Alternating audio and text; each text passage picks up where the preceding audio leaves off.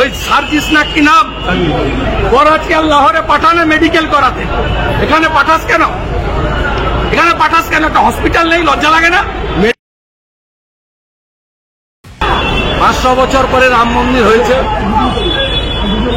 প্রয়োজন হলে সবকিছুই হবে। দাদা, বাংলাদেশে দ্বিজাতি তত্ত্বে দেশ ভাগ হয়েছিল, ওই জন্য ভারতবর্ষের নাম হিন্দুস্থান। প্রয়োজন হলে যারা নীতি নির্ধারক তারা ভাববেন আমরা একটা প্রদেশের নেতৃত্ব দিই। আমরা খুব যন্ত্রণাক্লিষ্ট।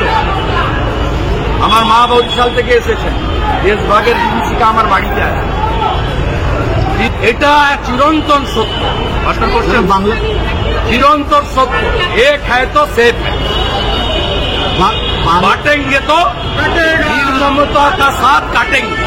छत्रपति शिवाजी महाराजेर মহারাষ্ট্র উত্তর দিয়েছে, পশ্চিমবঙ্গেও স্বামী বিবেকানন্দ, চৈতন্যদেব, মহাপ্রভু প্রণবানন্দের জায়গা। এখানকার উত্তরের ঠিক সময় হিন্দুরা দেবে। হিন্দুরা সেই দিনের জন্য অপেক্ষা করে। দাদা, বাবা কি বলবে? ভিসা বন্ধ করো, এক্সপোর্ট ইম্পোর্টের পারমিট বন্ধ করো। খুব বড় বড় কথা বলেছে আজকে। ওই সার্জিস না কি নাম, করাচি আর লাহোরে পাঠানে মেডিকেল করাতে। এখানে পাঠাস কেন? এখানে পাঠাস কেন? একটা হসপিটাল নেই? লজ্জা লাগে না? মেডিকেল ট্যুরিজম ইন্ডিয়া ছাড়া। আরে তোমার লবণ আছে বাংলাদেশে, আয়োডিনটা দেয় ভারত। লবণের সঙ্গে আয়োডিনটা দেয়। পেঁয়াজ না আগে বেলালেই দম ঢিলা হয়ে যাবে।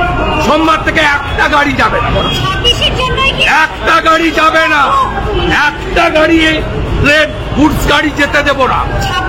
সোমবার সকাল 10টা। বাংলাদেশ আবার হুমকি দিচ্ছে চট্টগ্রাম নিয়ে আমরা কথা বললে, ওরা 7 সিস্টার্সে নজর দেবে। হ্যাঁ, ওই হাউস মারাতে গোটা কত রাখা আছে, আওয়াজ করলেই ছুটে পালিয়ে যাবে।